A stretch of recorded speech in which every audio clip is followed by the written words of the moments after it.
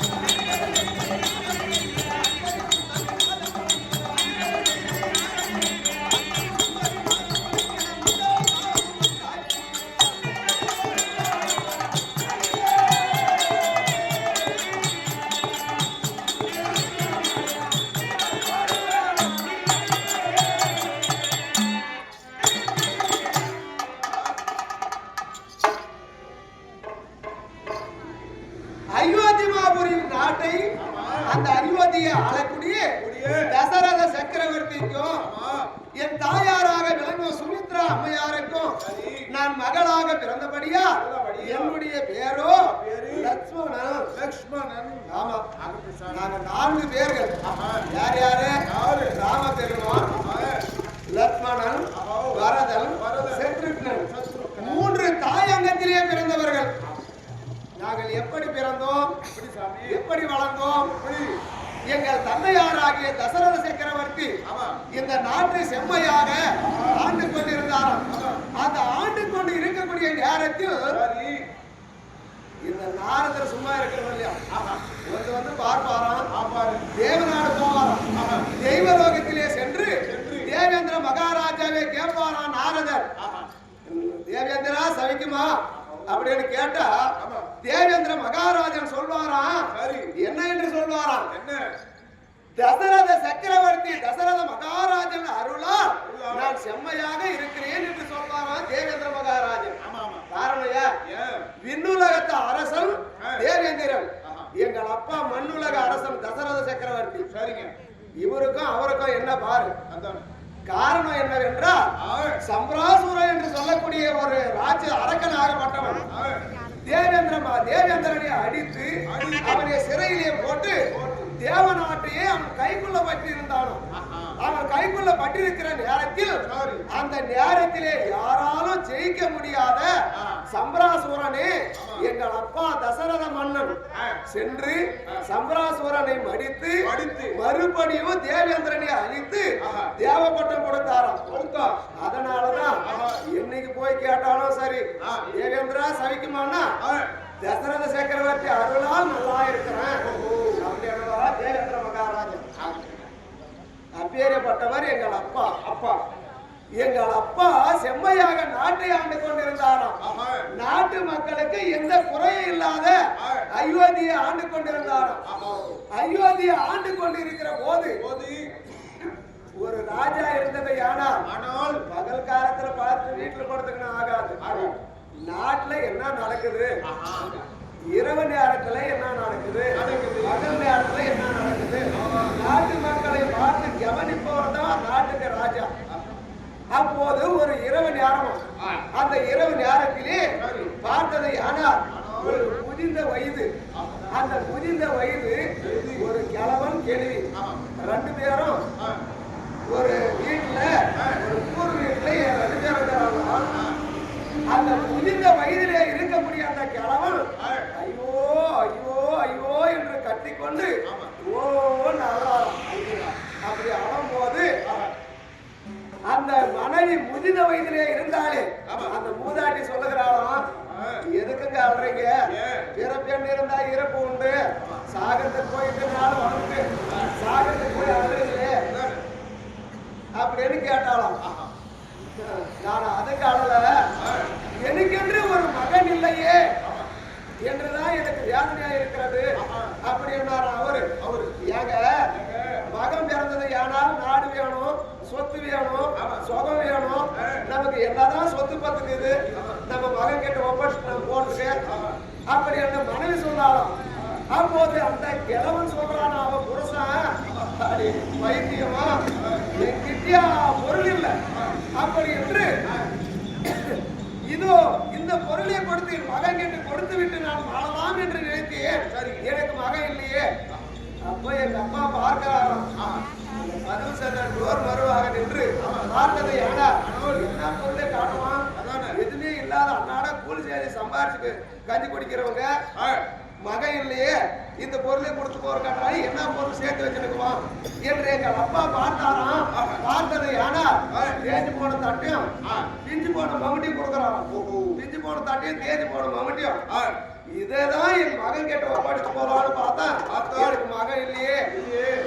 அப்பதான் எங்க அப்பாவுக்கு ஞாபகம் வந்துருச்சான், ஐயோ இத்தனை நாட்களாக நான் சக்கரவர்த்தியாக வாழ்ந்தேனே, நான் சக்கரவர்த்தியாக வாழ்ந்து இந்த பேறுபட்ட பெரித்த ராஜ்யத்தை ஆண்டு குளிப்பதற்கு குடம் குடமா பன்னீரிலேயே நான் குளிப்பேனே.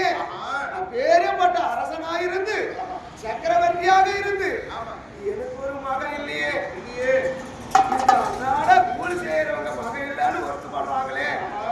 பேறுபட்ட பெரித்த ராஜ்யத்தை ஆள்வதற்கு எனக்கு ஒரு மகன் இல்லையே என்று எங்க அப்பாவுக்கு அன்னைக்குதான் மகன் குழந்தை வேண்டும் குழந்தை ஆசை வந்துடுச்சான்.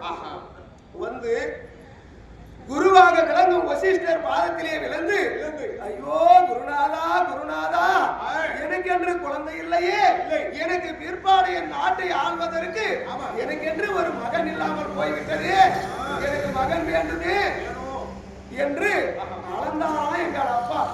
அப்ப வசிஷ்டர் சொன்னாரா, குருநாதர் வசிஷ்ட மகாமுனிவராகப்பட்டவர் உனக்கு குழந்தை பாக்கியம் உண்டு, ஆண் குழந்தையே பிறக்கும் அப்படின்னு வசிஷ்டர் சொன்னாராம். எப்படி பிறக்கும் சாமி என்று கேட்கிற போது நீ யாகத்தை செய், யாகத்தை செய்ததை ஆனா உனக்கு குழந்தை பாக்கியம் கிடைக்கும். நம்ம பார்த்தாராம் ரோமகோட்டி மகாமுனிவர், அந்த மகாமுனிவரை வரவழைத்து நீ யாகம் செய்தா புத்திர காமேஷ்டை யாகம் செய்தா உனக்கு குழந்தை பிறக்கும் அப்படின்னு சொன்னாராம். அப்போது அவரை கொண்டு வந்து யாகத்தை செய்தார். அந்த யாகத்தை செய்கிற போது அந்த யாகத்திலே அமிர்தத்தை கொண்டு வந்து ஒரு பூதம் கொடுத்து விட்டு மறுபடியும் மறைந்து விட்டதாம். அப்போது அந்த அமிர்தத்தை கொண்டு போய் மனைவாறு கொடு என்று சொன்னவுடனே எங்கள் அப்பா கொண்டு போய் எங்கள் பெரிய தாயாராக விளங்கும் கௌசல்யா அம்மையாருக்கும் கைகேசி அம்மையாருக்கும் இருவர்களுக்கும் கொடுத்தாராம் எங்கள் அப்பா. அவர் ஆசை என்னமோ தெரியல. 3 பொண்டாட்டியை வச்சுக்கின்னு 2 பொண்டாட்டிக்கு தான் கொடுத்தாராம் அந்த அமிர்தத்தை. அப்போது இவர்கள் என்ன செய்தார்களோ இந்த பெண்கள் கௌசல்யா அம்மையாரும் கைகேசியும் ஐயோ ஐயோ நம்மை போல அவளும் ஒரு மகாராணி, நமக்கு மட்டும் குழந்தை பிறந்துட்டா அவ அங்கத்திலே குழந்தை இல்லைன்னா அவ மனம் புண்படுமே அப்படி என்று கௌசல்யாவுக்கு கொடுத்த அமிர்தத்தை அந்த அமிர்தத்தை பாதி சுமித்ரா கொடுத்தார்களாம். கைகேசி கொடுத்த அந்த அமிர்தத்தை எடுத்து பாதி சுமித்ராவுக்கு கொடுத்தாள். இருவர்களும் கொடுத்த உடனே அப்போது அந்த நேரத்திலே கௌசல்யா அங்கத்திலே எங்கள் பெரியண்ணா ராமராகப்பட்டவர் பிறந்தார். அப்போது கைகேசி அங்கத்திலே பரதன் பிறந்தார். சுமித்ரா அங்கத்திலே நான் லட்சுமணனும் சத்ருகன் நாங்கள் இருவர்களும் பிறந்தோம். அப்படி இருவர்களும் பிறந்து அதான் சொல்லுவாங்களே தொட்டில் பழக்கம் சுடுகாடு வரையிலும் அப்படின்னு தொட்டிலே இருந்தாலும் அதுவும் எடுத்துக்கலாம். அமிர்தத்தை பங்கிடுவது நன்றாக இருக்கும் அப்படின்னு புலவர்கள் சொல்லியிருக்கிறார்கள். அதை போல அந்த அமிர்தத்தை கொடுத்து அதில் பிறக்க வரையிலும் ராமரை பிரியாமல் நான் இருக்கிறேன், பரதனை பிரியாமல் சத்ருகன் இருக்கிறான். அப்போது நாங்கள் 4 பிறந்தோம். அப்போது நாங்கள் 4 பிறந்து அதற்கு பிறகு நாங்கள் சந்தோஷமாக நாட்டிலே வாழ்ந்து கொண்டிருக்கிற நேரத்தில் ஒரு நாளையே விஸ்வாபுத்திரர் வந்தார். வந்த உடனே எங்கள் அண்ணாவை என்னையும் அழைத்துக் கொண்டு சென்றார்.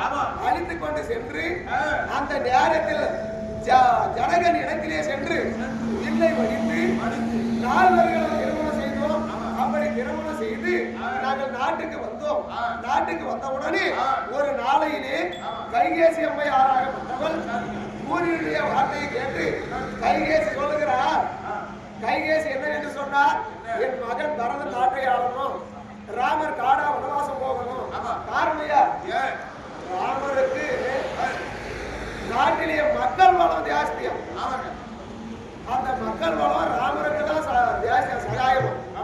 அதனால் ராம பெருமாள் கேட்பாராம், இளம் பருவத்தில் இருந்தா கூட சரி, தெருவில் போனா அம்மா நல்லா இருக்கிறீங்களா, மகாராஜா நல்லா இருக்கிறீங்களா, ஏதாவது உங்களுக்கு குறை சொல்லுங்க, எங்க அப்பா கிட்ட சொல்லி உங்க குறையை நீக்கணுமா அப்படின்னு கேட்பாரா ராம பெருமாள். அந்த குணம் தயார குணம். அந்த குணத்தினாலே எல்லா மக்களெல்லாம் பார்த்து வேறுபட்ட இளவரசன் நமக்கு நாட்டுக்கு வேணும் என்று எல்லாம் புகழ்றாங்க. அந்த நேரத்திலே பார்த்து கைகேசி வார்த்தையை கேட்டு எங்கள் அண்ணன் ராமபெருமானாகப்பட்டவர் அவர் ராஜ உடைய அணிந்து கொண்டிருந்தவர். ராஜ உடைய அணிந்து கொண்டு இருக்கக்கூடிய எங்கள் அண்ணன் ராமர் கைகேசி சொன்னவுடனே இந்நாட்டு அரசர் சொன்னார் என்று சொன்னவுடனே ராஜ உடைய மாற்றிவிட்டு இதை போல வனவாசியாக வந்தார். அவரை பார்த்தேன். அவரை பார்த்த உடனே நான் என்ன செய்தேன், அண்ணா இது என்ன காரணம் என்று கேட்டேன். கேட்ட உடனே அந்த நேரத்தில் லட்சுமணா பரதன் தான் நாட்டை ஆளணுமோ, நான் 14 ஆண்டு காடு வனவாசம் போகணுமா, அதனால் நான் காட்டுக்கு போறேன் அப்படி என்று சொன்னார். அப்படி என்று சொன்ன உடனே எனக்கு கோபம் வந்து விட்டது. எனக்கு எப்படி கோபம் வந்து விட்டது, எனக்கு யார் மீது கோபம் வந்து விட்டது, அந்த பரதன் மீதிலே கோபம் வந்து விட்டது. எப்படி கோபம் வந்தது, நான் ஆனால் கொடுக்கிறேன் ராமனுக்கு வரலாம்.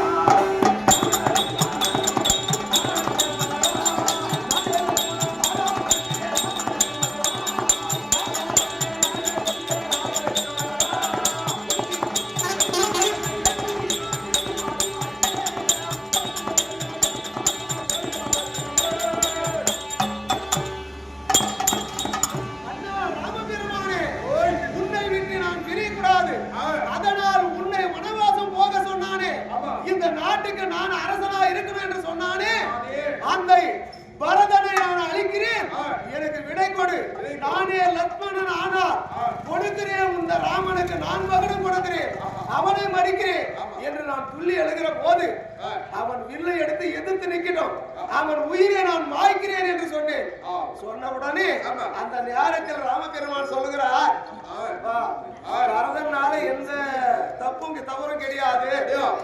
சொன்னது கைகேசி அம்மையார். அதனால் கைகேசி அம்மையார் சொல்லியிருந்தாலும் சரியே, நம்ம அப்பாவே வரம் கொடுத்துட்டாராம். அப்பா வார்த்தையை காப்பாற்றணும், அதற்காக நான் புறப்படுகிறேன் என்று சொன்னார். புறப்படுகிறேன் என்று சொல்லுகிற போது நான் என்ன செய்தேன்? நானும் ராஜ்ய உடையெல்லாம் நீக்கிவிட்டு இப்படி நான் வனவாசியாக அண்ணன் போலவே அண்ணன் அருகிலே வந்தேன். லட்சுமணா, என்ன கோலம் இது என்றார். அண்ணா, நீ எங்க இருக்கிறியோ அங்கே எனக்கு அயோத்தி என்று எங்கள் அண்ணன் கூடவே நான் புறப்பட்டேன். அப்படி புறப்படுகிற போது ஜானகி அம்மையார் எங்கள் அண்ணன் மனைவி ஜானகி அம்மையால் எங்கள் மனைவி, எங்கள் மதனி, எங்கள் மதனியாய் இருக்கக்கூடிய ஜானகி அம்மையாலும் கூட வந்தார்.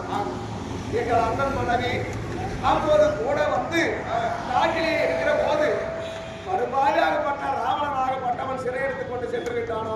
ஆமா, அறிகுறி சொன்னார்.